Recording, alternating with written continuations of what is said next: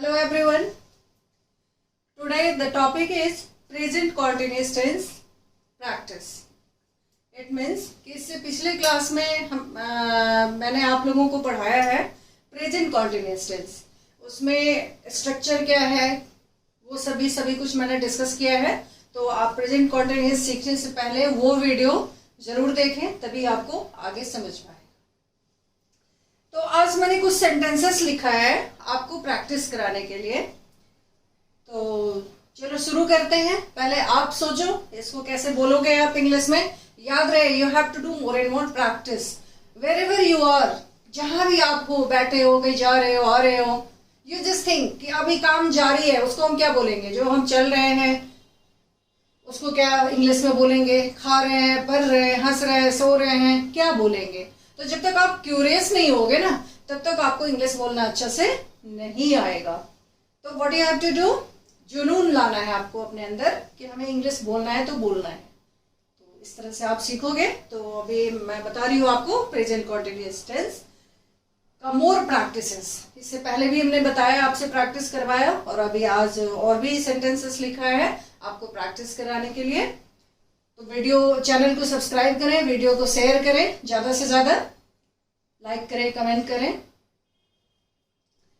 तो शुरू करते हैं बच्चों. देखो, सबसे पहला सेंटेंस वाक्य लिखा है हमने, मैं किताब पढ़ रही हूं. तो कॉन्टिन्यूअस क्या होता है, इसको हिंदी में कहते हैं अपूर्ण वर्तमान काल.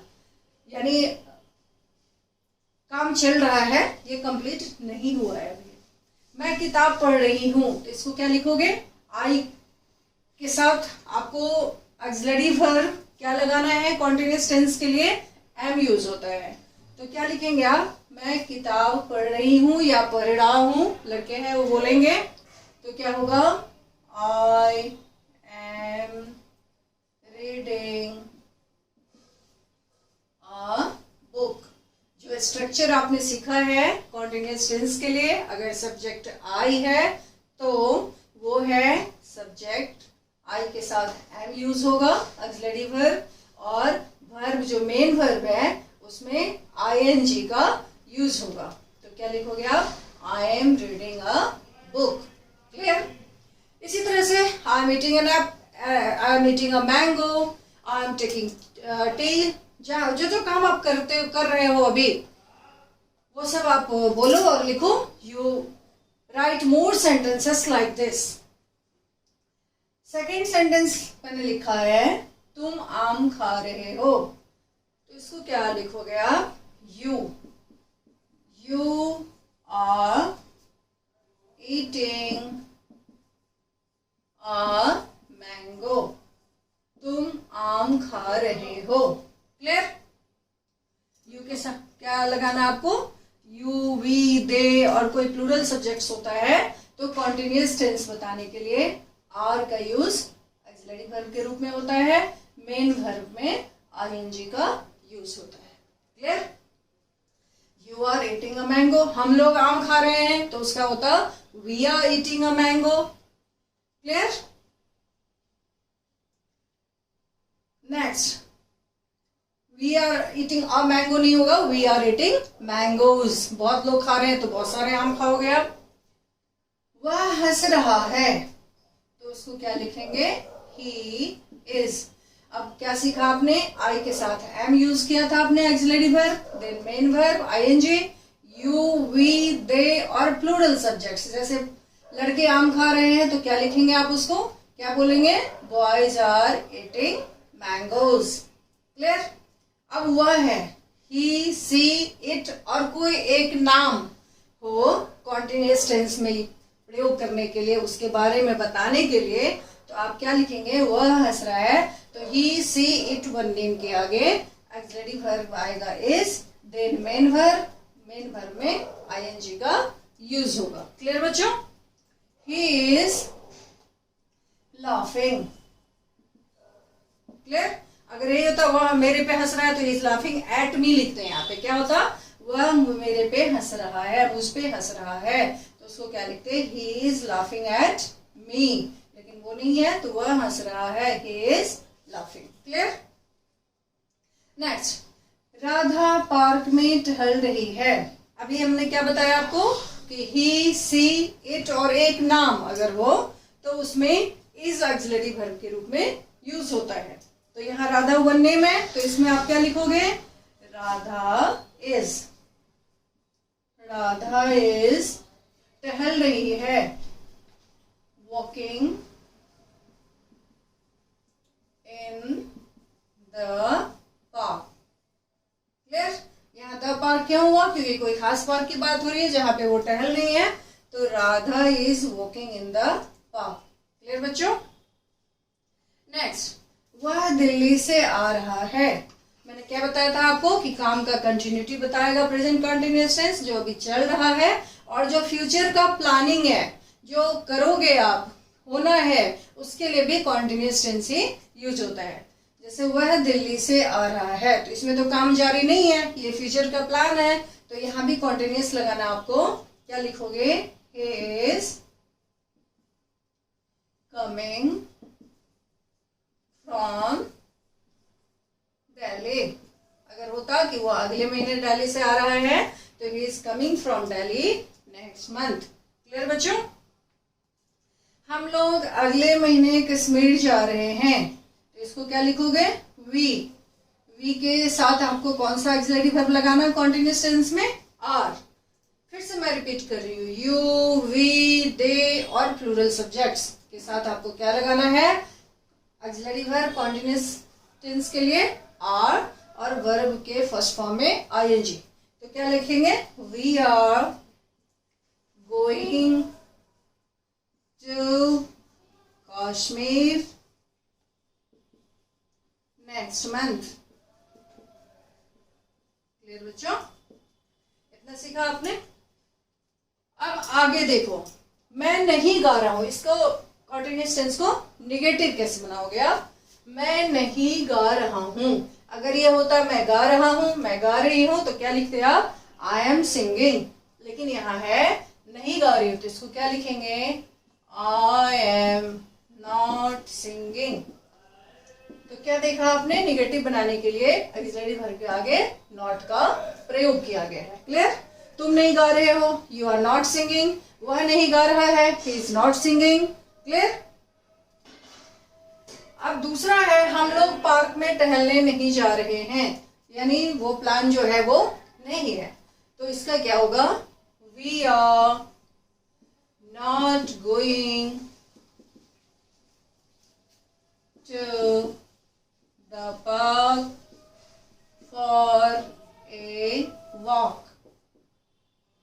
सॉरी, ये दिखेगा, और फॉर ए वॉक यहां लिख देते हैं। क्लियर? हम लोग पार्क में टहलने नहीं जा रहे हैं। We are not going to the park for a walk.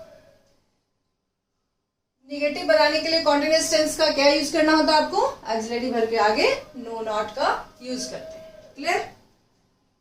क्या तुम फिर आ रहे हो? ये इंट्रोगेटिव, जो कंटीन्यूअस टेंस है उसको इंट्रोगेटिव में आप कैसे यूज करोगे? क्या तुम फिर आ रहे हो? तो इसमें ऑक्सिलरी वर्ब को पहले लिखना होता है। Are you coming again? क्या तुम फिर आ रहे हो? Are you coming again? यहाँ पे क्वेश्चन मार्क है। क्लियर? तो इसी तरह से अब आप और भी सेंटेंसेस फॉर्म करो। क्या तुम फिर खा रहे हो? क्या तुम फिर जा रहे हो? क्या तुम फिर हंस रहे हो? क्या तुम फिर पढ़ रहे हो? तो इसी फॉर्मेशन, इसी स्ट्रक्चर से आपको सेंटेंस बनाना है, अगर कॉन्टिन्यूअस टेंस का इंट्रोगेटिव बनाना है तो। क्लियर? क्या वे अंग्रेजी बोल रहे हैं? तो इंट्रोगेटिव बनाने के लिए आपको क्या करना होता है? ऑक्सिलरी वर्ब को पहले are they speaking English? Are they speaking English? Next, क्या वह खाना नहीं बना रही है? अब यहाँ पे वह है, बना रही है, तो is she not cooking food?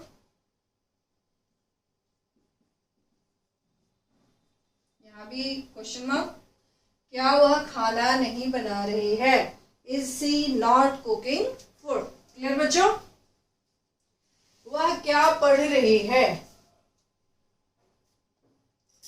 वह, ये तो था कि क्या वह खाना नहीं बना रही है, सॉरी नहीं लगा हुआ ना, इजंट, इज सी नॉट लिख दिया हमने, is she not cooking food. वह क्या पढ़ रही है, तो इसको क्या लिखेंगे आप? ये क्वेश्चन बनाना हुआ तो व्हाट, हु, व्हाट, व्हाई से अगर क्वेश्चन शुरू हुआ है इंट्रोगेटिव सॉरी प्रेजेंट कॉन्टिन्यूअस के लिए, तो उसमें क्या करते हैं, जो भी क्वेश्चन वर्ड होगा उसके आगे वर्ब लगाते हैं। तो वह क्या पढ़ रही है? पढ़, what is she reading?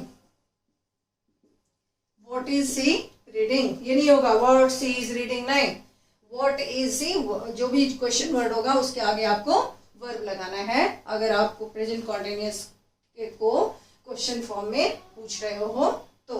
Clear बच्चों? नेक्स्ट, आप मुंबई कब जा रहे हो? तो वेन, फिर वर्ब आएगा यहाँ पे एक्सिलरी वर्ब, वेन, और फिर सब्जेक्ट आएगा, when are you going to Mumbai? अब अगर इसके लिए, ये भी क्वेश्चन है, क्वेश्चन मार्क, अब इसके लिए अगर आपको आंसर दिया जाए तो आप कहोगे I am going to Mumbai next month. She is going, अगर सी के लिए पूछा जा रहा है, when is she going to Mumbai, when is she coming, when is she sleeping, when is she whatever, तो जो क्वेश्चन पूछा जाएगा ना, देखो ये चीज अलग है, ये इंट्रोगेटिव नेगेटिव है, तो यहाँ कैसे लिखा आपने, और ये क्वेश्चन पूछना हुआ, जो लिखा हुआ है उससे क्वेश्चन पूछा जा रहा है, इसमें क्वेश्चन वर्ड आया है पहले, तो वहां क्वेश्चन वर्ड वाले में क्या करना आपको, जो क्वेश्चन वर्ड होगा उसके आगे इज, एम, आर, जो भी आना होगा सब्जेक्ट आगे के अकॉर्डिंग वो डालोगे। क्लियर बच्चों? तुम क्यों बोल रहे हो, उसको क्या लिखेंगे? तुम क्यों बोल रहे हो, तो वाई, यू है, आगे तुम आया है, तो why are you speaking? Clear?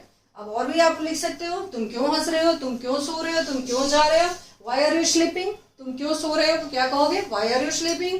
तुम क्यों हंस रहे हो? Why are you laughing? तो इस तरह से प्रेजेंट कॉन्टिन्यूअस का सही फॉर्म्स हमने आपको सिखाया, और आप ज्यादा से ज्यादा इस तरह के सेंटेंसेस को लिखेंगे और साथ में बोलेंगे। आप जितना ज्यादा बोलने का प्रैक्टिस करोगे आपके अंदर कॉन्फिडेंस आएगा। Thank you. इसके आगे अगले वीडियो में